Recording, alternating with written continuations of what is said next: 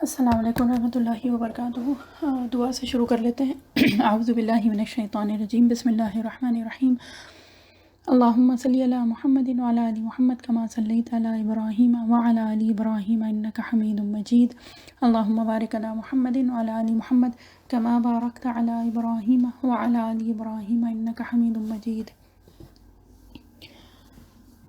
رب اشرح لی صدری ویسر لی امری واحلل عقدۃ من لسانی یفقہوا قولی رب زدنی علما رب یسر ولا تعسر وتمم بالخیر وبک نستعین یا فتاح رب زدنی علما۔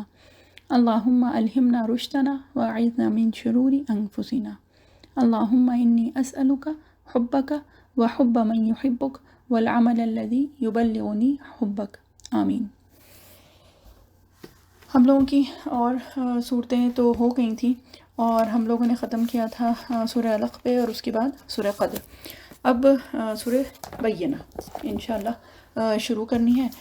سورہ بینہ کے سلسلے میں سب سے پہلے تو جو بات ہوتی ہے اس کی ربط اور مناسبت، یعنی کہ اس کی کیا مناسبت ہے اس سے پہلے والی جو صورت ہے، یعنی سورہ قدر کی سے، تو وہ پہلے بات کر لیتے ہیں، اور اس کے بعد پھر یہ ہے کہ آگے جو اور چیزیں آئیں گی وہ پھر انشاءاللہ کرتے ہیں۔ موسٹ پرابلی یہ 2 کلاسز تو لگیں گی اس میں، اور اس کے بعد انشاءاللہ جو آنے والی صورتیں ہیں وہ چھوٹی ہیں، تو انشاءاللہ ایک سیشن میں ہو جائیں گی مکمل انشاءاللہ۔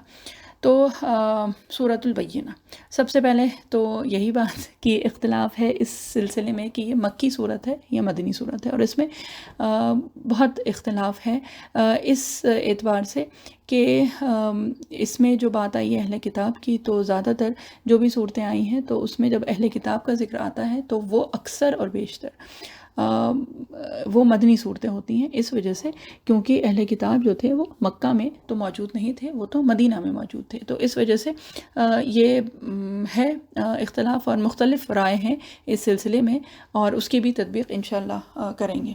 اب یہ ہے کہ اس کی جو مناسبت ہے، تو دیکھیے اس سے پہلے والی جو صورت تھی یعنی سورہ قدر میں جو بات ہوئی تھی وہ کیا ہوا تھا کہ جو قرآن شریف جو نازل ہوئی ہے نا، یعنی وحی کا جو آغاز ہوا تھا رمضان میں، تو اور وہ جو ہے وہ لیلۃ القدر میں ہوئی تھی وہ شروعات، تو اس کا ذکر ہے جو کہ سورہ قدر میں آیا ہے، اور اس کے بعد سورہ بینہ میں جو ہے وہ ذکر ہے بینہ کا، یعنی کہ وہ ایک جس کو کہتے ہیں کہ وہ ایک کلیئر پروف یا ایک واضح نشانی جو اللہ تعالیٰ کی طرف سے تھی، اور وہ کیا تھی؟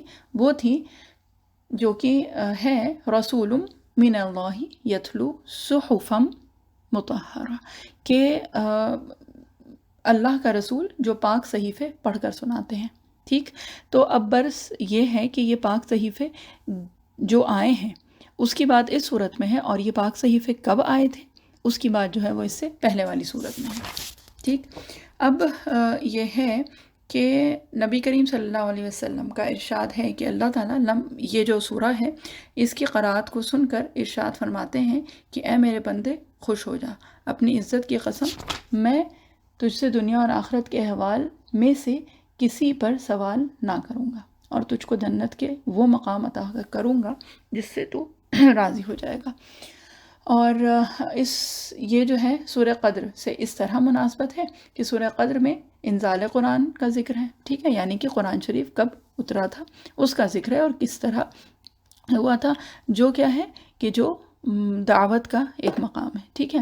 اور سورہ بینہ گویا کہ اس کی دلیل ہے کہ اس طرح سے کہ جو دلیل ہے وہ کیا ہے کہ جو بھی اللہ کا رسول ہے وہ پاک صحیفے پڑھ کے سناتا ہے، تو پھر وہ کیا ہو جاتی ہے، وہ ایک واضح ایک کھلی دلیل بن جاتی ہے، ٹھیک۔ اب یہاں پہ جو بات ہے کہ ایک اور بات آتی ہے اس کے سلسلے میں، اور وہ یہ ہے کہ حضور اکرم صلی اللہ علیہ وسلم نے ابی بن کعب رضی اللہ عنہ سے کہا کہ جبریل علیہ السلام نے مجھ کو یہ حکم دیا ہے کہ میں یہ صورت تم کو پڑھاؤں، ٹھیک ہے۔ تو پھر کیا ہے کہ ابی بن کعب رضی اللہ عنہ نے پوچھا کہ کیا میرا ذکر فرمایا ہے یعنی میرا نام لیا گیا ہے؟ تو نبی کریم صلی اللہ علیہ وسلم نے فرمایا کہ ہاں. تو حضرت ابی بن کعب رضی اللہ عنہ رو دیے کہ اللہ سبحانہ و تعالیٰ نے ان کا نام جو ہے ان کے نام کا ذکر کر کے یعنی ان کا تذکرہ کر کے اور یہ بات فرمائی. ٹھیک ہے، اور یہ جو ہے یہ مدنی صحابی ہیں، تو اس وجہ سے یہ کہا جاتا ہے کہ یہ مدنی سورہ ہے. ٹھیک ہے، اب اس میں جو اختلاف ہے یعنی اس میں کئی اقوال آئے ہیں، تو اس کی پہلے بات کر لی جائے.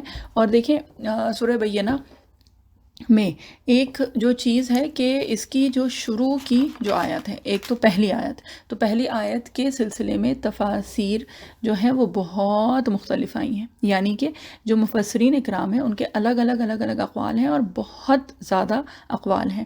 تو یہ کہ اس کی بہت تفصیل میں تو نہیں جائیں گے، لیکن کیونکہ ہم لوگ تفسیر کر رہے ہیں تو اس میں جو الگ الگ جو رائے ہوئی ہے کہ اس سے یہ بھی مراد ہو سکتا ہے، اس سے یہ بھی مراد ہو سکتا ہے، تو بہرحال اس کو تھوڑا سا ہم لوگوں کو اس کا تو ذکر کرنا ہوگا، اس وجہ سے کہ دیکھیے صرف ترجمہ اگر ہوتا تو صرف ترجمہ کر کے اور ہم لوگ آگے بڑھ جاتے، لیکن تفسیر ہے تو اس میں بہرحال کچھ تو تفصیل ہونا چاہیے، ہے نا.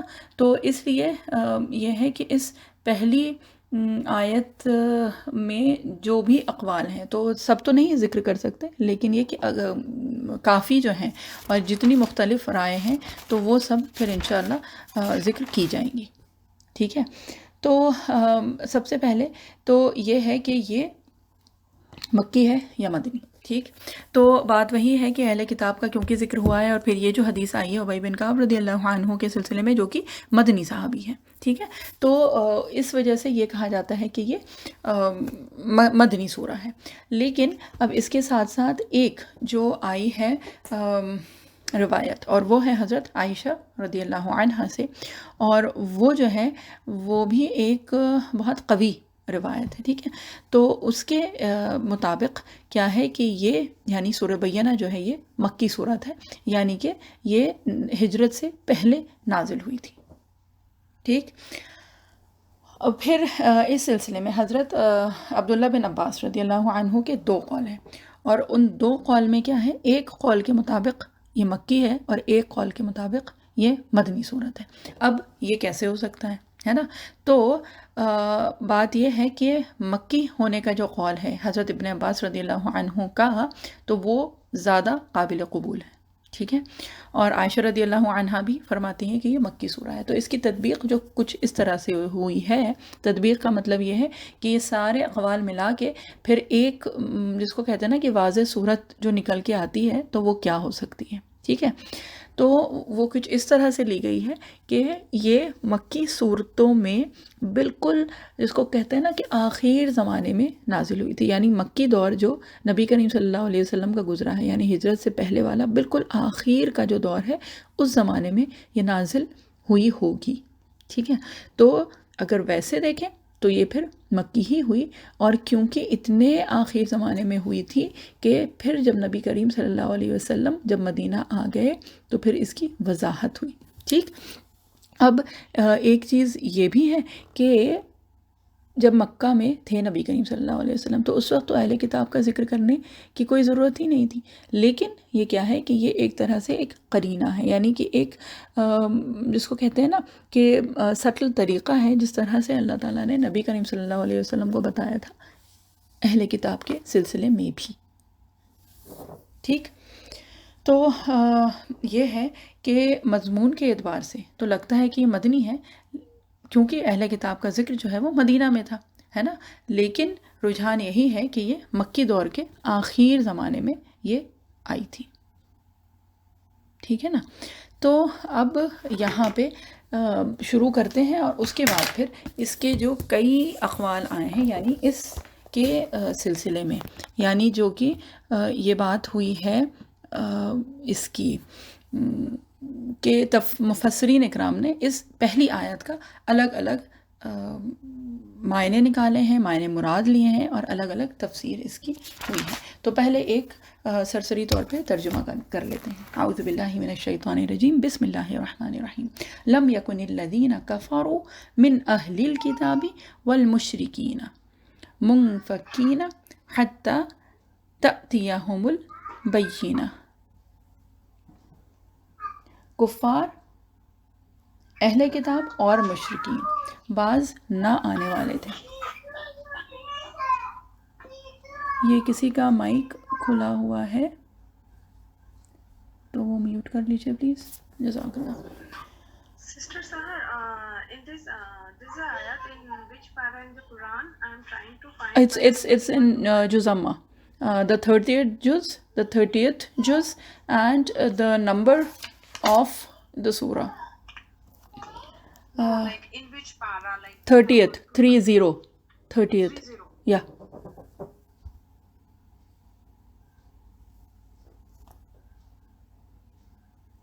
Okay. And it has a total number of 8 ayat. It's after Surah Qadr, that is Inna Anzalnahu fi Laylatil Qadr. It's after that surah and before Surah Zilzal, that is Iza Zulzilatil Ardu Zilzala. It's before that one. Okay so یہ کہ اس کا جو ترجمہ ہو رہا تھا تو وہ کیا ہے کہ کفار، اہل کتاب اور مشرکین بعض نہ آنے والے تھے جب تک ان کے پاس واضح دلیل نہ آ جائے. ٹھیک ہے، یہ ایک سرسری طور پہ ایک ترجمہ ہم نے کیا ہے. اور یہی دوسری طرف یعنی دوسرا ترجمہ کیا ہے، نہیں تھے وہ جنہوں نے کفر کیا اہل کتاب میں سے اور مشرکین میں سے بعض آنے والے یا جدا ہونے والے جب تک کہ نہ آ جاتی ان کے پاس ایک بینہ یعنی کہ روشن دلیل. ٹھیک ہے، اب یہاں پہ 2 لفظ ہیں جن کی وجہ سے الگ الگ اقوال آئے ہیں. ٹھیک ہے، ان میں سے ایک جو لفظ ہے وہ ہے منفکینہ. ٹھیک ہے، اب اگر یاد ہو تو منفکینہ جو ہے یہ کس لفظ سے آیا ہے، انفکا، ہے نا. اور یاد ہو تو اس سے پہلے ہم لوگوں نے کیا تھا اور وہ ہوئی تھی بات فک و رقبہ، ہے نا. اس سے پہلے جو ہم لوگوں نے صورتیں کی ہیں تو اس میں تفسیر میں آئی تھی یہ بات فک و رقبہ. ٹھیک ہے، کہ فک ہوتا ہے آزاد کرا دینا کسی گردن کو، جو ہم لوگوں نے وہاں پہ ترجمہ کیا تھا، ہے نا. اب انفک کا اصل میں مطلب کیا ہوتا ہے؟ منفکین جو ہیں وہ ہوتے ہیں وہ لوگ جو کہ الگ ہو جائیں، جدا ہو جائیں، علیحدہ ہو جائیں، جو سپریٹ آؤٹ ہو جائیں. ٹھیک ہے، یا پھر اس سے مطلب یہ بھی ہو سکتا ہے کہ بہت عرصے سے کوئی آدمی یا کچھ لوگ کچھ کام کرتے آ رہے ہیں اور پھر کسی وجہ سے کیا ہو کہ وہ اس کو چھوڑ دیں. ٹھیک ہے، وہی کہ اس جو بھی وہ پریکٹس تھی، جو بھی وہ عمل تھا، اس سے وہ الگ ہو جائیں، وہ جدا ہو جائیں، وہ اپنے آپ کو اس سے منقطع کر لیں. ٹھیک ہے، اب یہ ہے کہ اس آیت کو، یہ جو پہلی آیت ہے سورہ بینہ کی، اس کو قرآن شریف کی مشکل ترین آیت کہا جاتا ہے. ٹھیک ہے، نظم کے اعتبار سے یعنی کہ جو سیکونس ہے اس کے اعتبار سے بھی، اور تفسیر اور تعویل کے اعتبار سے یعنی جس طرح سے اس کو انٹرپریٹ کیا گیا ہے، اس کی جو انٹرپریٹیشن ہے اس کے اعتبار سے بھی یہ مشکل ترین آیات میں سے ہے. ٹھیک ہے، اور اس میں اشکالات بہت ہیں، یعنی کہ اس میں کئی الگ الگ اقوال آئے ہیں. ٹھیک، اب منفکین کا مطلب کیا تھا؟ باز آنے والے نہیں تھے. ٹھیک ہے، یعنی کہ وہ اپنے شرک سے، کفر سے، گمراہی سے باز آنے والے نہیں تھے. ٹھیک، یا پھر اس کا مطلب یہ بھی ہے کہ جدا ہونے والے یعنی الگ ہونے والے، جو کہا جاتا ہے نا سپریٹ آؤٹ ہونے والے نہیں تھے. ٹھیک، اب انفق کا وہی ہے جو کہ ہم لوگوں نے پہلے کیا ہے. انفق کا جو فک و رقبہ میں آیا ہے نا، اور وہ کیا ہے کہ اس کا جو باب ہے یہ انفعال سے ہے. ٹھیک ہے، اور اس کا مطلب کیا ہوتا ہے؟ اس کا مطلب الگ الگ آتا ہے. ایک تو جو ہم لوگوں نے پہلے کیا ہے کہ کوئی گردن چھڑا دینا، گردن آزاد کر دینا، یعنی کہ اگر ویسے دیکھیں تو کوئی غلام ہے اگر، تو وہ اپنے آقا سے، جو بھی اس کا آقا ہے یعنی کہ جو اس کا مالک ہے، تو اس سے وہ الگ ہو گیا، جدا ہو گیا، علیحدہ ہو گیا، ہے نا. تو انفق العظم عربی میں کہا جاتا ہے کہ جب جو ہم لوگوں کے جوڑ ہوتے ہیں نا، ہڈیوں کے جوڑ، ٹھیک ہے، عظم کہا جاتا ہے، عظم کہا جاتا ہے ہڈی کو. اب انفک العظم جو ہوتا ہے جو کہ پینفل جوائنٹس جو ہوتے ہیں نا ان کو کہا جاتا ہے. اب اس سے شاید انشاءاللہ وہ چیزیں تھوڑی سی واضح ہو جائیں گی، اس کا جو معنی ہے، جو اس کا صحیح جو میننگ ہے وہ پتہ چل جائے گا. تو یہ ہے کہ دیکھیے ہر جوڑ جو ہے، ہر ہڈی جو ہے ہم لوگوں کے جسم میں وہ اپنی جگہ پہ اس کی ایک مخصوص جگہ ہے نا. تو اب ہوتا ہے کبھی کبھی کسی وجہ سے، چاہے وہ کوئی چوٹ لگنے کی وجہ ہو، چاہے وہ کمزوری ہو، چاہے ہڈیاں کمزور ہو گئی جو بھی ہے، تو اس سے کیا ہوتا ہے کہ وہ جو ہڈی ہے وہ اپنی جگہ سے کھسک جاتی ہیں.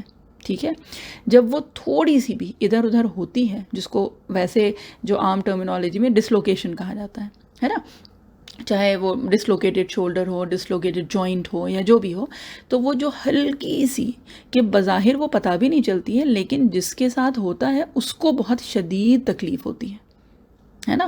اور وہ کیا ہے، وہ تکلیف اس لیے کہ وہ ہڈی میں جیسے کہ گیپ آ گیا ہے، وہ الگ ہو گئی ہے، علیحدہ ہو گئی ہے، جدا ہو رہی ہے، یا اس کو آپ جس طرح سے بھی اس کو تعبیر کریں.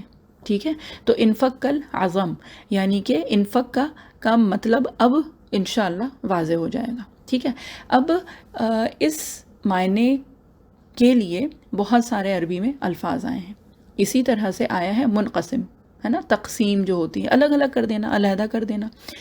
پھر آتا ہے منقطع، وہ بھی ہوتا ہے الگ کر دینا، ٹو سیپریٹ آؤٹ، ہے نا. قطع جو ہم لوگ اردو میں بھی استعمال کرتے ہیں، قطع رحمی کے ہم نے جو رشتے ناتے ہیں وہ سب توڑ دیے، ان سے الگ ہو گئے، جدا ہو گئے، علیحدہ ہو گئے، سیپریٹ ہو گئے ان سے، ہے نا. پھر منفصل، فاصلہ ہو جانا، تو وہ بھی اسی معنی میں آیا نا، الگ ہو گیا، یعنی ہم نے کسی دو چیزوں کے درمیان میں فاصلہ کر دیا ہے. تو عربی میں یہ جو لفظ ہے یہ جو علیحدہ کر دینا یا جدا کر دینا، تو اس کے لیے الگ الگ مختلف لفظ آتے ہیں. ٹھیک ہے، لیکن انفق کا جو ہے وہ مخصوص یہاں پہ آیا ہے، اور اس کی وجہ سے ہی الگ الگ معنی مراد لیے گئے ہیں. ٹھیک ہے، اب منفقینہ کے بعد کیا آیا ہے، حتیٰ تأتیہم البینہ. ٹھیک، اب حتیٰ جو لفظ ہے یہ آتا ہے انتہا کے لیے. ٹھیک، انتہا کے لیے آتا ہے، مطلب کہ جب وہ چیز ہو جائے، ہے نا، تو پھر کام ہو جانا چاہیے.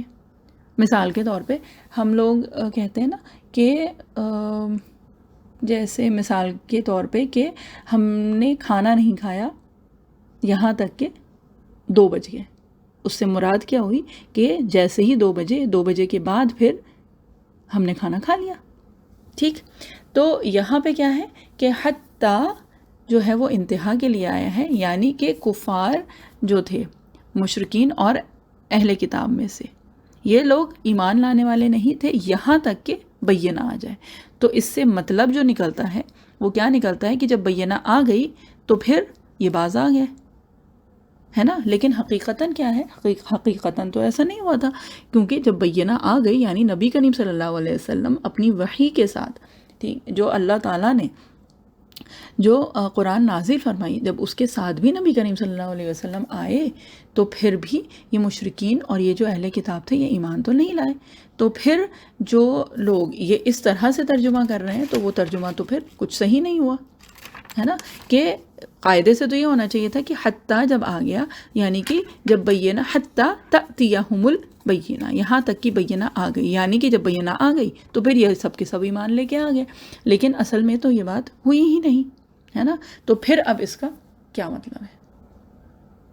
ٹھیک، اچھا، اب اس میں ایک جو چیز ہے وہ ہے جو کہ شروع میں ایک لفظ آیا ہے من، لم یکن الذین کفروا من اہل الکتاب. تو ایک من پہ بھی آیا ہے کہ یہ من جو ہے یہ کیا ہو سکتا ہے. یہ من جو ہے یہ تبعیدیہ بھی ہو سکتا ہے اور بیانیہ بھی ہو سکتا ہے. تبعیدیہ کا مطلب بعض، جو ہم اردو میں کہتے ہیں نا بعض، یعنی کچھ لوگ، یعنی کچھ لوگ مشرکین اور اہل کتاب میں سے بعض نہیں آنے والے تھے. یا تو یہ اس سے یہ مراد ہو سکتی ہے، یا پھر یہ من بیانیہ بھی ہو سکتا ہے. بیانیہ مطلب یہ کہ اس کو الیبوریٹ کرنا. ٹھیک ہے، کہ اس سے مطلب یہ ہے کہ یہ جو مشرکین اور اہل کتاب میں سے جو بھی لوگ تھے، ہے نا، تو یہ من جو ہے وہ ان کو بیان کر رہا ہے، الیبوریٹ کر رہا ہے. اور وہ یہ کیا ہے کہ ایک بہت بڑا گروہ جو تھا وہ کیا تھا کہ وہ اپنا جو ایک طور طریقہ تھا وہ اس میں ہی مبتلا رہا، اور اس کے علاوہ تھوڑے ہی تھے جو کہ ایمان لے آئے۔ واللہ اعلم بالصواب۔ تو بہرحال یہ 3 تو الفاظ ہو گئے، اور اس میں مین جو تعویلات ہوئی ہیں وہ منفکینہ کی وجہ سے ہوئی ہیں، ٹھیک ہے۔ اور جو دوسری چیز ہے وہ ہے حتیٰ، کہ حتیٰ تو یہاں پہ کیا، ویسے بھی حتیٰ جو ہے وہ انتہا کے لیے آتا ہے، جس کا اگر انگریزی میں اس کا ترجمہ کریں گے تو وہ آئے گا انٹل، کہ جب تک یہ کام نہیں ہوا تھا تب تک تو یہ تھا، لیکن جب بینہ آ گئی تو پھر کیا ہوا کہ وہ سب کے سب ایمان لے آئے، لیکن حقیقتاً ایسا نہیں ہوا تھا، ٹھیک۔ اب اس کی جو الگ الگ جو تعویلات ہیں اور اس کی جو تفصیل ہے وہ کر لیتے ہیں انشاءاللہ، ٹھیک ہے۔ اب یہ ہے کہ اگر بینہ سے مراد نبی کریم صلی اللہ علیہ وسلم ہے تو پرابلم جو ہے وہ یہ ہے کہ بینہ کے آنے سے قبل، ٹھیک ہے، کیا ہے کہ مشرکین اور اہل کتاب کے لیے اللہ تعالیٰ نے کس کا اطلاق کیا ہے کہ لم یکن الذین کفروا، تو کفر کا اطلاق جو ہوتا ہے وہ ایسے ہی نہیں ہو سکتا۔ کفر جو ہے وہ ایک بہت بھاری چیز ہے، ہیوی چیز ہے، ٹھیک ہے نا۔ تو اس طرح سے کفر کا اطلاق ان لوگوں پہ نہیں ہو سکتا ہے جو کہ مشرکین اور اہل کتاب تھے نبی کریم صلی اللہ علیہ وسلم کی بعثت سے پہلے، اس لیے کہ کفر کا اطلاق اکثر کیا کفر کا جو اطلاق ہوتا ہے تو وہ نبی کے آنے کے بعد جب اس کی دعوت کو رد کر دیا جائے، یعنی کہ اس کی دعوت کا انکار کیا جائے، اس کو نہ مانا جائے، تو پھر کفر کا اطلاق ہوتا ہے۔ ابھی تو نبی کریم صلی اللہ علیہ وسلم آئے ہی نہیں، بینہ تو ابھی آئی ہی نہیں، تو جب آئی نہیں تو پھر ان لوگوں پہ کفر کا اطلاق نہیں ہو سکتا ہے، ٹھیک۔ اس لیے کیونکہ نبی کریم صلی اللہ علیہ وسلم کے آنے سے پہلے اگر لوگ ہوں تو ان کو گمراہ کہا جا سکتا ہے، فاسد کہا جا سکتا ہے، ضلالت میں مبتلا کہا جا سکتا ہے، لیکن کفر کا اطلاق ان کے اوپر نہیں ہو سکتا ہے، کیونکہ ابھی تو کوئی نبی اللہ تعالیٰ نے بھیجا ہی نہیں کہ جس کا وہ انکار کریں، اور اس نبی اور وہ جو بھی بینہ ہے اس کا انکار کرنے کے بعد پھر ان پہ کفر کا اطلاق ہوگا، ٹھیک ہے۔ تو کیا ہے، اس کے بعد پھر آئی کہ کفروا من اہل الکتاب والمشرکین منفکین، ٹھیک ہے۔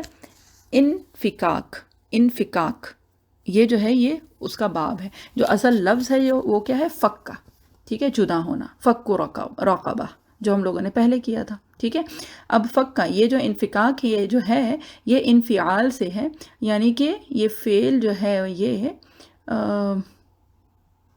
جو اپنے آپ میں یہ باب کی جو خصوصیت ہے وہ کیا بتاتی ہے کہ یہ جو ہے یہ اپنے آپ اس چیز پہ کام کرتا ہے، یعنی کہ اس سے مراد یہ ہے کہ جب یہ انفکاک جب ہو رہا ہے تو کسی باہر کے سورس کی ضرورت نہیں، اپنے آپ یہ سپریشن خود بخود ہو گیا، ٹھیک ہے۔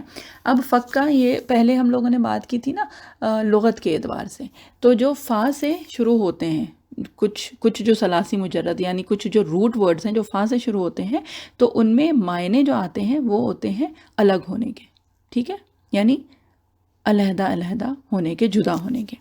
ہم لوگ فلق کر چکے ہیں، فا، لام اور قاف، اس کا مطلب کیا ہوتا ہے، پھاڑنا، ٹھیک ہے۔ قل اعوذ برب الفلق، تو فلق ہم لوگوں نے کیا، اس کا مطلب کیا ہے کہ پھٹ جانا، جدا ہونا، الگ ہو جانا، علیحدہ ہونا۔ پھر فا لام ہا، فلاح جس سے تھا، تو اس کا مطلب بھی پھاڑنا ہے۔ پھر فا جیم را، فجر ہے نا، ہم لوگوں نے سورہ فجر میں کیا ہے یہ، اس کا مطلب کیا ہے، اس کا مطلب بھی چاک کر دینا، یعنی کہ چاک ہونا یا پھٹ جانا۔ پھر فرجا، فا، را اور جیم، وہ بھی کیا ہے، درار۔ پھر آتا ہے فجا، فجن عمیق، ٹھیک ہے، فجا، فا جیم، تو یہ سارے فا سے ہی ہیں، فا جیم، وہ بھی پہاڑ کے درمیان کا جو راستہ ہوتا ہے، جو کہ ایک جس کو کہتے ہیں نا کہ بیچ میں سے ایک سپریشن جو ہوتا ہے اس کو فجا کہتے ہیں، ہے نا۔ تو کیا پتہ چلا کہ ثلاثی مجرد کے اعتبار سے فا سے شروع ہونے والے بہت سارے الفاظ جو ہیں وہ مطلب جو ہے وہ دیتے ہیں پھاڑنے کا یا الگ ہونے کا، جدا ہونے کا، علیحدہ علیحدہ ہونے کا. ٹھیک ہے. انفکاک جو ہے یہ جب اس باب میں آتا ہے تو کیا ہے کہ کوئی کوئی چیز جو ہے وہ گڈ مڈ ہے، یعنی کہ ایک دوسرے میں پیبست ہے، یعنی مکس ہوئی ہوئی ہے اس طرح سے کہ اس میں کوئی فرق نہیں پتہ چل رہا ہے ان چیزوں میں. ٹھیک ہے، کہ آپس میں وہ اس طرح سے ملی ہوئی ہیں کہ ان میں سے کوئی حصہ الگ دکھائی نہیں دے رہا ہے. لیکن پھر کیا ہوا کہ پھر کچھ ہوا کہ وہ اس میں جو ملی ہوئی جو چیزیں تھیں، جو ایک دوسرے میں پیبست چیزیں تھیں، وہ الگ ہو گئیں، جدا ہو گئیں، علیحدہ علیحدہ ہو گئیں، سپریٹ آؤٹ ہو گئیں. ٹھیک ہے. اب منفکینہ جب یہ ہوا تو اب یہ ہوا کیا؟ ٹھیک ہے. اب یہ ہے کہ دیکھیے ایک چیز ہے کہ جب نبی کریم صلی اللہ علیہ وسلم آئے تھے، جب آپ صلی اللہ علیہ وسلم کی بعثت ہوئی تھی تو کیا تھا کہ اس معاشرے میں ہر طرح کے لوگ تھے. ٹھیک ہے.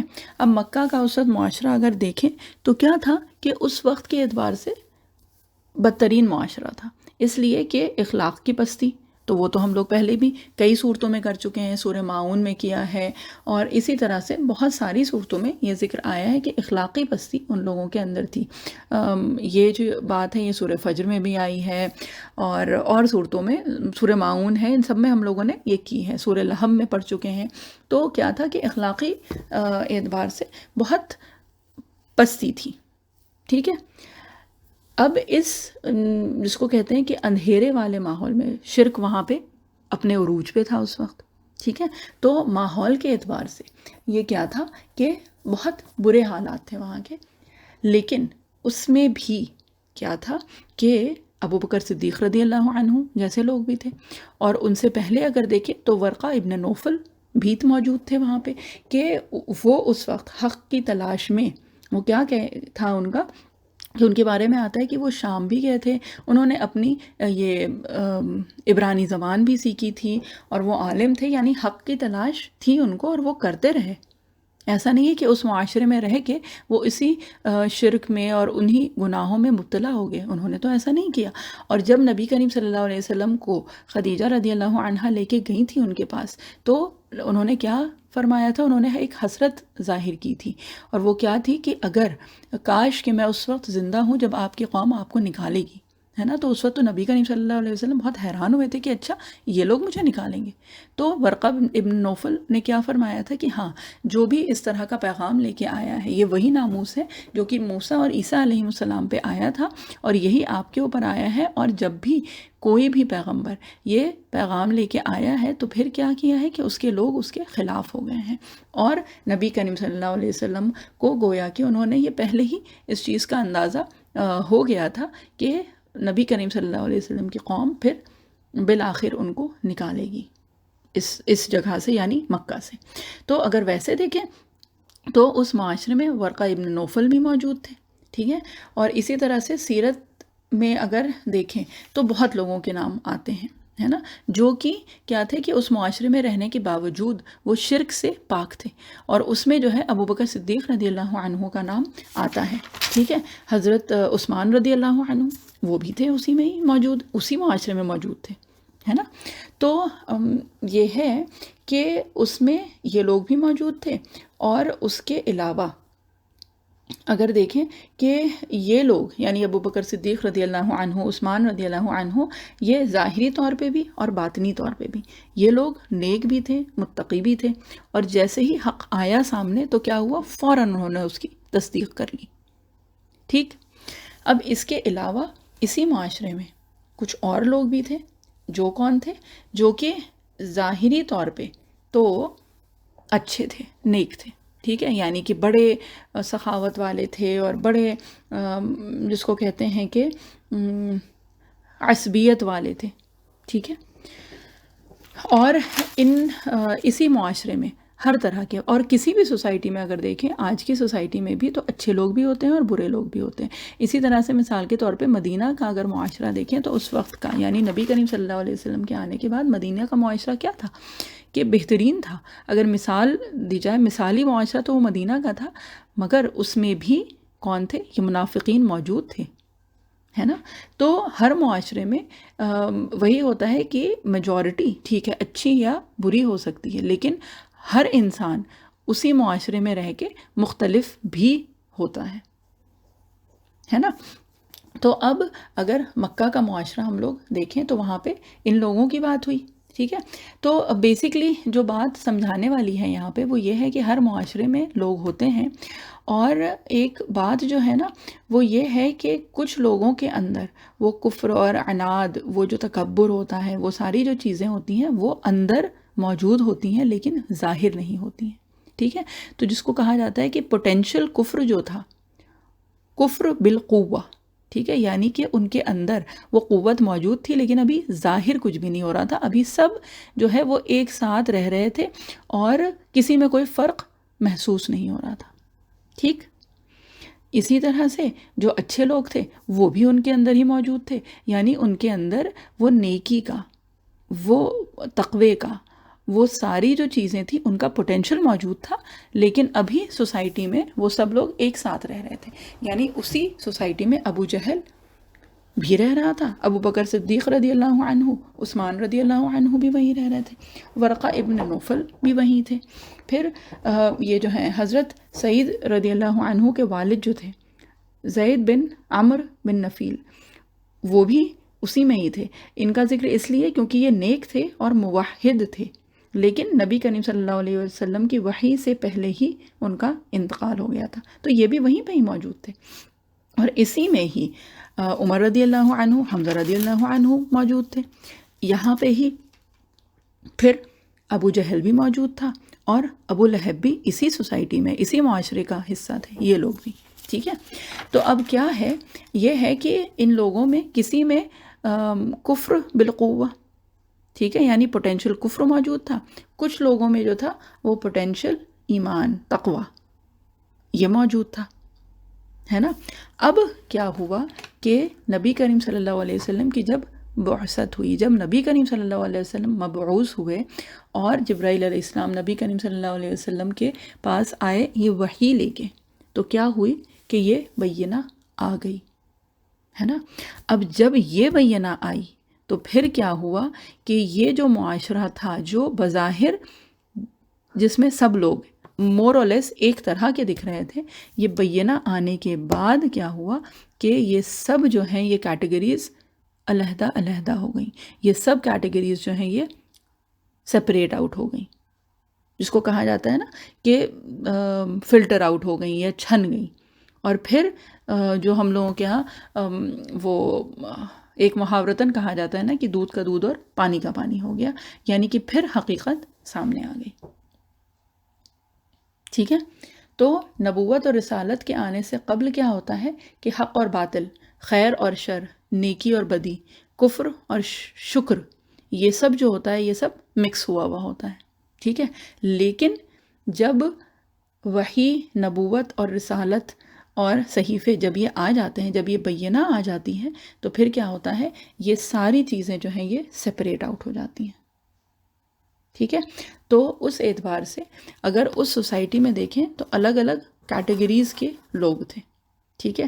ایک کیٹیگری جو تھی وہ جو بات ہوئی ہے ورقہ بن نوفل، پھر ابو بکر صدیق رضی اللہ عنہ اور عثمان رضی اللہ عنہ، حضرت سعید رضی اللہ عنہ کے والد زید بن عمر بن نفیل، یہ تھے. ایک کیٹیگری یہ ہو گئی.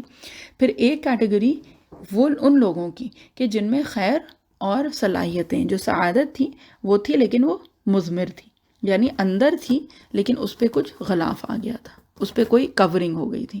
اور وہ کیا تھی، وہ کورنگ جو ہوتی ہے، یہ ہم لوگوں نے پہلے بھی بات یہ کی ہوئی ہے، وہ کورنگ جو ہے وہ کیا ہے، بے توجہی، یعنی کہ اس پہ بہت زیادہ کبھی توجہ دی نہیں اس چیز پہ، ٹھیک ہے. یعنی غیر شعوری طور پر ان کے اندر الگ الگ جس کو کہتے ہیں نا کہ فیلنگز تھیں، یا تو وہ تعصب ہو سکتا ہے یا وہ تقلید آبا، یعنی کہ جو بھی ان کے جو طور طریقے تھے، جو کسٹمز تھے، جو جس کو کہتے ہیں نا رسمیں جو موجود تھیں، ان کے اوپر وہ جمے ہوئے تھے، ٹھیک ہے.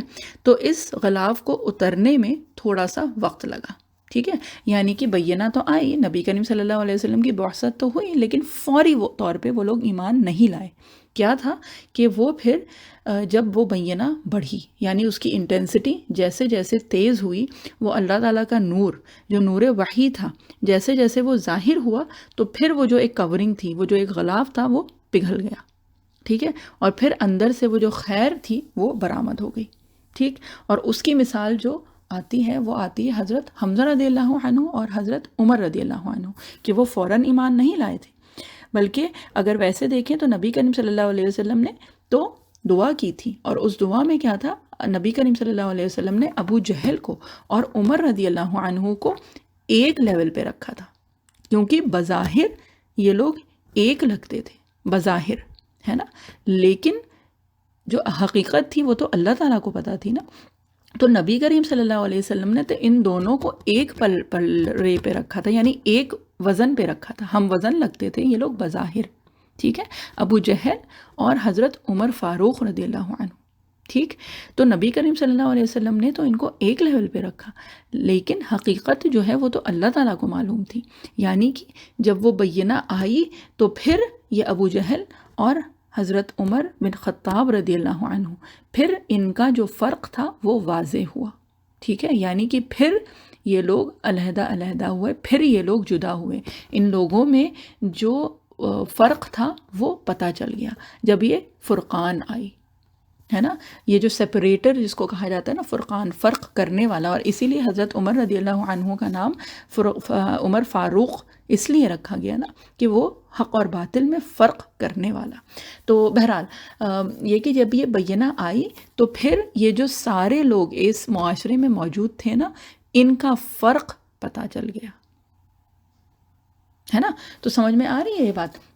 اب ایک تو کیٹیگری ہو گئی جو کہ جیسے ہی وہ بینہ آئی اور فوری طور پہ وہ ایمان لے آئے، ٹھیک، حضرت ابو بکر صدیق رضی اللہ عنہ، حضرت عثمان رضی اللہ عنہ، ٹھیک. اب اس کے بعد جو سیکنڈ کیٹیگری تھی کہ وہ ساری چیزیں وہ خیر موجود تھی اندر، لیکن ایک ہلکا سا ایک کوئی کورنگ تھی، حضرت عمر رضی اللہ عنہ، حضرت حمزہ رضی اللہ عنہ، ٹھیک. پھر ایک کیٹیگری تھی جو کہ اب یہ جو ہے یہ جس کو کہتے ہیں کہ پستی کی طرف والی کیٹیگریز میں اب ہم لوگ جا رہے ہیں، ٹھیک ہے. ایک کیٹیگری تھی جن میں ملمہ سازی تھی، یعنی کہ صرف دکھاوا، ریاکاری، جو کچھ بھی تھا وہ ایک ظاہری طور پہ تھا، اندر سے جو تھا وہ معاملہ کچھ کھوکھلا تھا، ٹھیک ہے. اور وہ کیا تھا کہ وہ دیکھنے میں لگتے تھے کہ ہاں بڑے سخی ہیں، سخاوت بھری پڑی ہوئی ہے، شجاعت بھری پڑی ہوئی ہے، جو کہ ابو جہل بظاہر تو وہ ویسے ہی لگتا تھا نا کہ بڑا جنرس بھی ہے، فیاض بھی ہے، شجاع ہے، یعنی بریو، بہادر بھی ہے، ٹھیک ہے. پھر سلاکن طبیعت کی، اگر کچھ آپس میں کسی کی کچھ مسئلہ ہو جائے تو اس کو بھی نپٹا دو، ٹھیک ہے، یعنی صلح کر لو. پھر باہمی جو مصالحت ہوتی ہے، یعنی کہ کچھ دو گروپس ہیں، ان میں کچھ پرابلم ہو گئی تو اس میں بھئی ٹھیک ہے تھوڑا میل ملاپ کروا دیا. تو یہ ساری جو چیزیں تھیں تو یہ سب کوالٹیز تھیں ابو جہل میں، لیکن کیا تھا، تکبر تھا، ٹھیک ہے. اچھا یہ کال ڈراپ ہو جائے گی تو دوبارہ اسی لنک پہ جا کے آپ لوگ اس کو جوائن کر لیجیے گا انشاءاللہ، ٹھیک ہے. تو یہ کہ اس کے اندر یہ جو تکبر تھا نا، تو اس کی وجہ سے پھر کیا ہوا کہ جب یہ بینہ آئی تو پھر وہ جو اندر جو چیز بسی ہوئی تھی وہ پھر واضح ہو گئی، ٹھیک ہے. اس کے بعد پھر ایک چوتھی کیٹیگری وہ لوگ تھے جو کہ ظاہری طور پہ اور باطنی طور پہ، دونوں طور پہ خبیث. اس کی مثال جو ہے وہ ہے ابو لہب، کہ اس کی خباثت اور جو بھی یہ ساری جو چیزیں تھیں ظاہری اور باطنی، تو بدبختی جو تھی وہ اتنی ظاہر تھی کہ اللہ تعالیٰ نے اس کے لیے ایک پوری صورت نازل فرمائی، ٹھیک ہے. تو یہ سارے لوگ ایک ہی معاشرے میں رہ رہے تھے، اور یہ جدا کیسے ہوتے جب تک کہ وہ بینہ نہ آتی. تو جب یہ بینہ آ گئی تو پھر کیا ہوا، یہ سارے لوگ پھر علیحدہ ہو گئے، ٹھیک ہے. اب یہ بینہ کیا تھی؟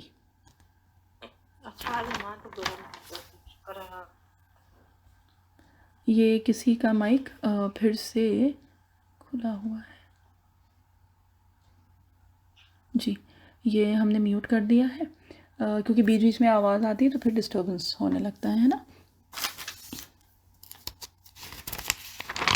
اچھا، اب اس میں جو الگ الگ مختلف اقوال ہیں یہ کرتے ہیں، کیونکہ اس کے بعد کی جو آیات ہیں تو اس میں ایک بار یہ چیز سمجھ میں آ جائے کہ اس میں جتنے بھی بہت سارے اقوال ہیں اور اس کی بہت زیادہ تفصیل آئی ہے، تو ہم اتنی زیادہ تفصیل تو نہیں کر رہے ہیں، لیکن بہرحال کیونکہ ہم لوگ تفسیر کر رہے ہیں تو اس میں تھوڑا سا ایک یہ تو جب اس آیت سے گزریں یا جب کبھی یہ آیت سنیں تو ہاں ایک یہ چیز ذہن میں آئے ہم لوگوں کے کہ یہ اتنی جس کو کہتے ہیں کہ اسٹریٹ سمجھنے والی چیز نہیں ہے، اس میں تفصیل بہت ہے، اس میں گہرائی بہت زیادہ ہے، اور جو کہ کہا جاتا ہے نا کہ اللہ تعالیٰ نے کیا فرمایا ہے کہ وَلَقَدْ يَسَّرْنَا الْقُرْآنَ، کہ اللہ تعالیٰ نے قرآن آسان کر دیا ہے، تو اگر ایک سرسری طور پہ کرنے کے لیے دیکھیں تو یہ بہت آسان چیز ہے، اور اگر اس کی گہرائی میں جائیں تو پھر یہ ایک مشکل ترین چیز ہو جاتی ہے نا، تو وہ اتنی مشکل ترین تو نہیں کریں گے اس کو، لیکن ہاں جو الگ الگ اقوال ہیں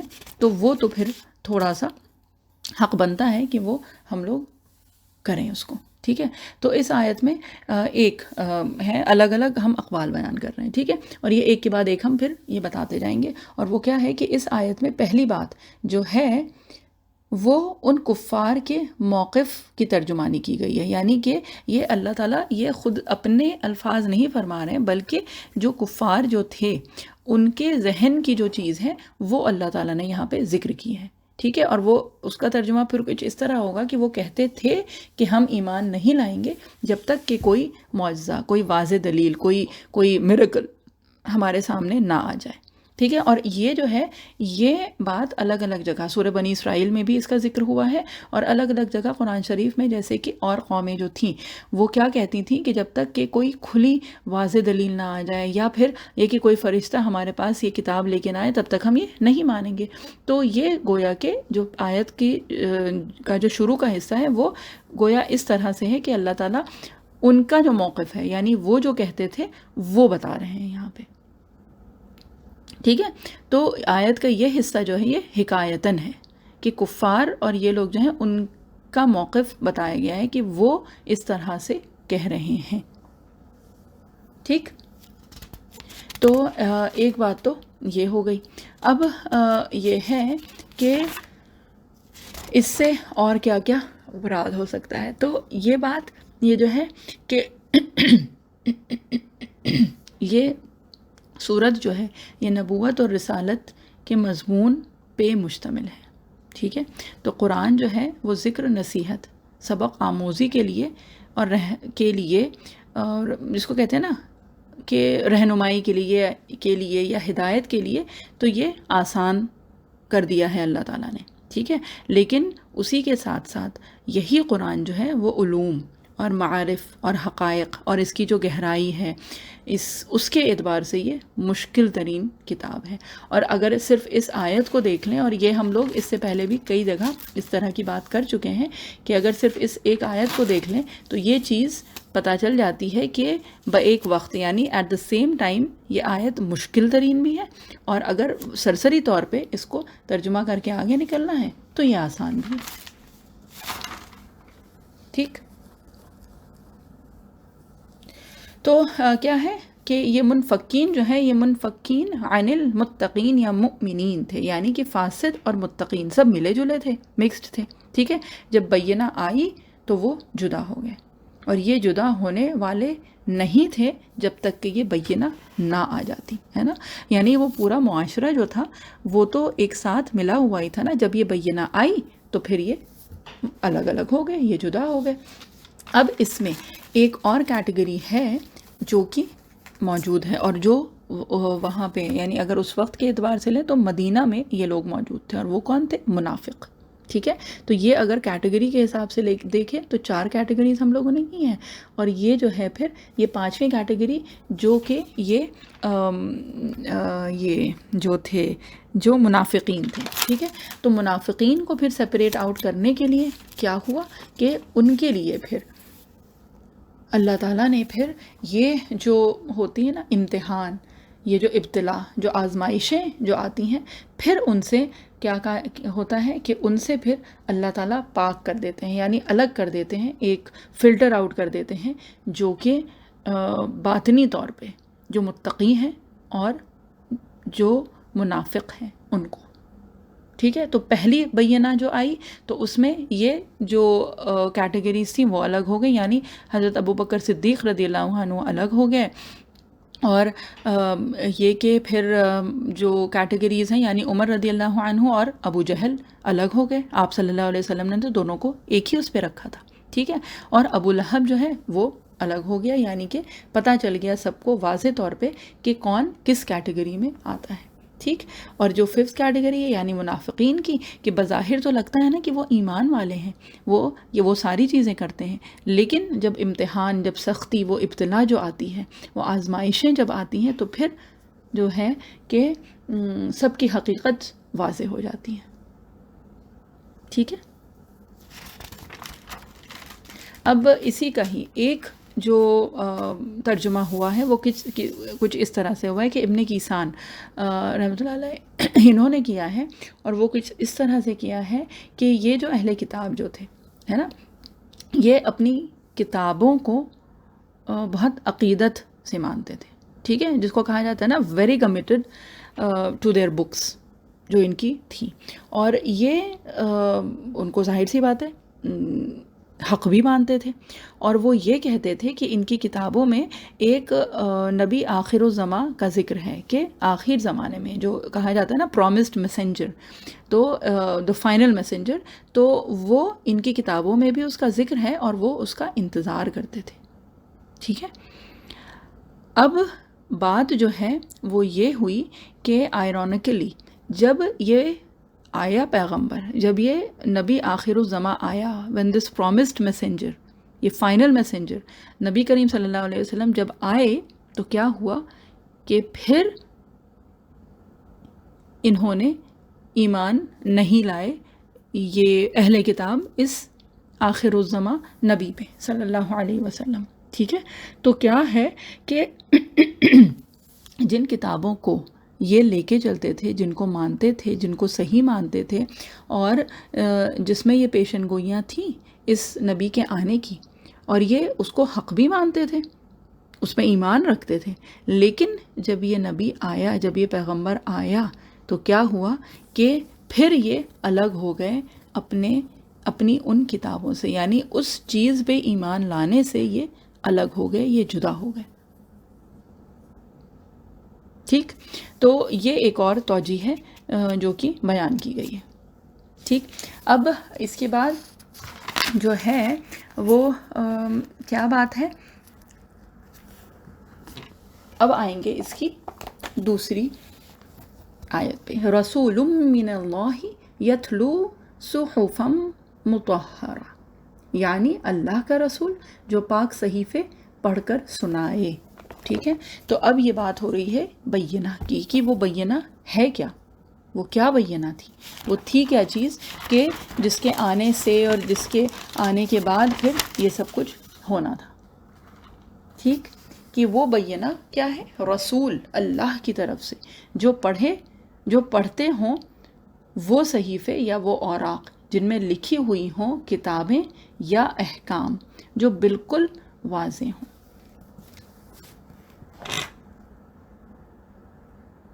ٹھیک ہے. فیہا کتب قیمہ، جن میں درست مضامین ہوں، یا پھر کتب قیمہ. چلیے جب اس آیت پہ آئیں گے تو پھر کتب قیمہ کی بھی بات تفصیل سے ہوگی. ٹھیک.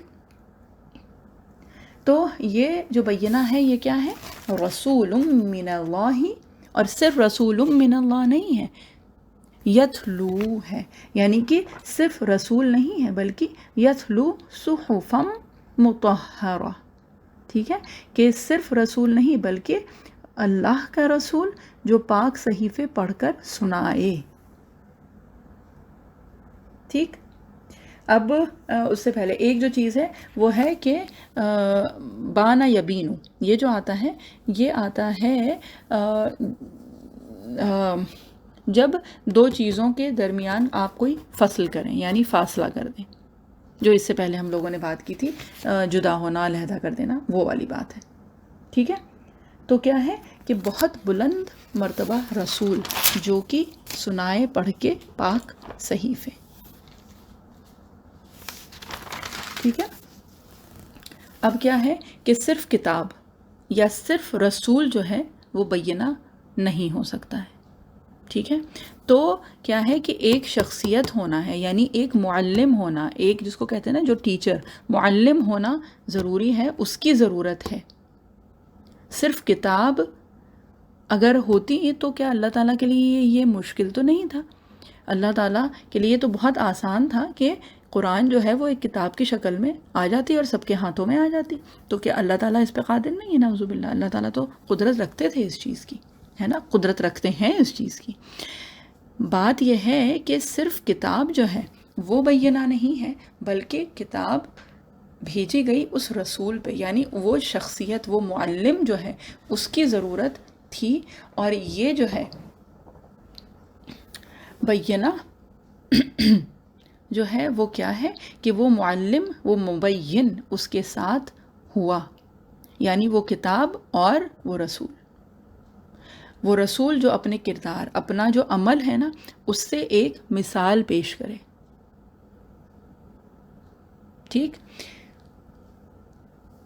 اور یہ والی جو چیز ہے نا، یہ دیکھیں ایک سمجھانے کے اعتبار سے کہ ایک کوئی کانسیپٹ ہوتا ہے، کوئی تھیوری ہوتی ہے نا. تو کوئی بھی کانسیپٹ اچھا ہوتا ہے، برا ہوتا ہے. کوئی کانسیپٹس ہوتے ہیں جو کہ بڑے اچھے ہوتے ہیں، لیکن جب وہ اپلائی ہوتے ہیں نا تو پھر ان میں جو بھی پرابلمز ہیں، ایشوز ہیں، وہ پھر پتہ چلتے ہیں اور پھر لگتا ہے کہ نہیں یہ اس میں یہ پرابلم ہے یا وہ پرابلم ہے. تو بات وہی ہے کہ کوئی بھی تھیوری جو ہے وہ بہترین ثابت نہیں ہو سکتی جب تک کہ آپ اس کو اپلائی نہ کریں. ٹھیک. جب تک اس کی اپلیکیشن نہیں ہوتی تب تک اس کے جو بھی فلاز ہیں، جو بھی کمیاں ہیں، جو نقص ہیں، وہ پتہ نہیں چل پاتی، ہے نا. تو کیا بات ہے یہاں پہ کہ صرف ایک چیز، یعنی وہ کانسیپٹ تو آ جائے لیکن وہ اگر عملی طور پہ وہ نہیں ہو، سامنے ہو، تو پھر اس کی جس کو کہتے ہیں نا کہ وہ پھر بینہ نہیں ہو سکتی، یعنی کہ وہ ایک واضح دلیل ہو ہی نہیں سکتا، ہے نا. تو یہ ہے کہ نبی بھی، یعنی وہ پیغمبر بھی ہو اور وہ پیغام ہو، تب پھر وہ دونوں مل کے پھر وہ واضح دلیل بن سکتے ہیں، ہے نا. اور یہ ایک چیز تفسیر میں بہت پیاری بتائی گئی ہے، اور اس پہ ہی پھر انشاءاللہ ہم لوگ آج کا سیشن ختم کر دیں گے، اور پھر اگلے میں انشاءاللہ یعنی ٹیوزڈے کو جب ہوگی تو یہ صورت مکمل ہو جائے گی، کیونکہ اس پہلی شروع کی یہ جو 4 آیات ہیں ان میں بہت اشکالات بھی ہیں اور بہت مختلف اقوال بھی ہیں.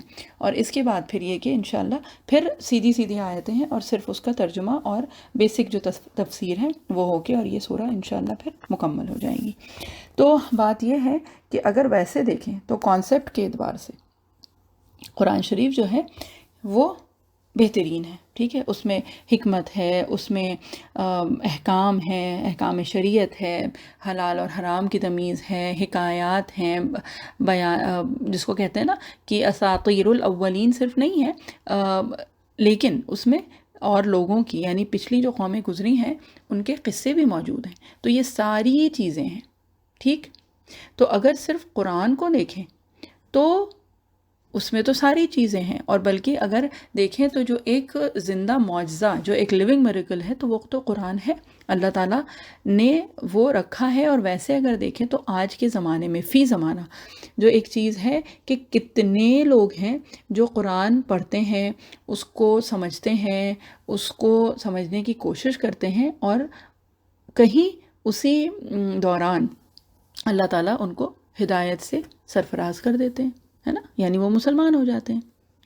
اب اگر ویسے دیکھا جائے تو کیا ہے کہ اگر، اور یہ تو کسی ریورڈ کا یہ سٹیٹمنٹ بھی تھا کہ اگر قرآن سے پہلے اگر مسلمانوں کو دیکھ لیتے وہ، تو پھر شاید وہ اسلام نہیں لا پاتے، یعنی ایمان نہیں لاتے. ٹھیک. تو کیا ہے کہ وہ کانسیپٹ تو ہے ہم لوگوں کے پاس، لیکن افسوس جو ہے وہ اس چیز کا ہے کہ آج کا جو مسلمان ہے نا، تو وہ ان ایکشن یعنی عملی طور پہ ہم لوگوں کی جو زندگیاں ہیں وہ اس قرآن، اس کانسیپٹ، وہ جو تھیوری ہے نا، اس کے اوپر پریکٹیکلٹی کے اعتبار سے ہم لوگ اس پہ پورے نہیں اترتے ہیں. ہے نا، کہ جو مسلمس کے جو بھی پریکٹسز ہیں وہ جو قرآن کی جو دعوت ہے نا اس کو کہیں پہ نلیفائی کر رہی ہیں. یعنی کہ عملی طور پہ اگر دیکھیں تو کیا ہے، مسلمان چاہے وہ دھوکے میں ہو، ہم لوگ کافی آگے رہتے ہیں، چیٹنگ بالکل آگے رہتے ہیں، جھوٹ بولنا، غیبت کرنا، ایک دوسرے کو دھوکہ دینا، ہے نا. اور اسی طرح سے ایمانداری لفظ بہت بڑی چیز ہے نا، لیکن بے ایمانی ہم لوگوں کی ہوتی ہے اور بہت زیادہ ہوتی ہے. آپ کہیں دکانوں پہ چلے جائیں، آپ مارکیٹس میں چلے جائیں، آپ بازار میں جائیے، آپ کسی سے ویسے معاملات کریے تو پتہ چلتا ہے، پھر پتہ چلتا ہے کہ ہم لوگوں کے جو پریکٹس ہے، جو عملی طور پہ ہم لوگوں نے جو اپنا حال بنایا ہوا ہے، وہ جو قرآن میں جو چیزیں سکھائی گئی ہیں، جو کانسیپٹ، جو تھیوری دی گئی ہے، اس کے اعتبار سے ہم لوگ اس پہ پورے نہیں اترتے ہیں، ہے نا. تو جو بینہ تھی وہ کیا تھی؟ وہ تھی کہ ایک شخصیت، یعنی نبی کریم صلی اللہ علیہ وسلم کی شخصیت، جو کہ سورہ قلم میں آیا نا، خلق عظیم، کہ بہترین شخصیت، عظمت والی شخصیت. ٹھیک، تو اس کے ساتھ اور یعنی پریکٹیکلٹی کے اعتبار سے عملی طور پہ نبی کریم صلی اللہ علیہ وسلم نے وہ ساری چیزیں کر دکھائیں. کہ ایک حدیث شریف کا مفہوم ہے نا کہ آپ صلی اللہ علیہ وسلم کیا تھے؟ چلتا پھرتا قرآن تھے، ہے نا. تو یعنی کہ وہ ساری چیزیں، وہ حکمت، وہ احکام، وہ ساری چیزیں قرآن شریف میں، اور اس کو اگر عملی طور پہ دیکھنا ہے تو کیا؟ نبی کریم صلی اللہ علیہ وسلم وہ معلم، وہ مبلغ، وہ مبین، ہے نا. تو وہ موجود تھے سامنے، اور یہ چیزیں، یہ دونوں چیزیں مل کے یہ تھی جو کی تھی بینہ. ٹھیک ہے، واللہ عالم بالصواب. تو وقت تو ختم ہو گیا ہے، دعا پڑھ لیتے ہیں ہم لوگ، اور اس کو پھر انشاءاللہ ہم لوگ مکمل کریں گے اگلے سیشن میں. اعوذ باللہ من الشیطان الرجیم، بسم اللہ الرحمن الرحیم. سبحان اللہ وبحمدہ، سبحانک اللہم وبحمدک، نشہد ان لا الہ الا انت، نستغفرک ونتوب الیک. سبحان ربک رب العزۃ عما یصفون، وسلام علی المرسلین، والحمد للہ رب العالمین، برحمتک یا ارحم الراحمین. جزاک اللہ خیر. السلام علیکم ورحمۃ اللہ وبرکاتہ.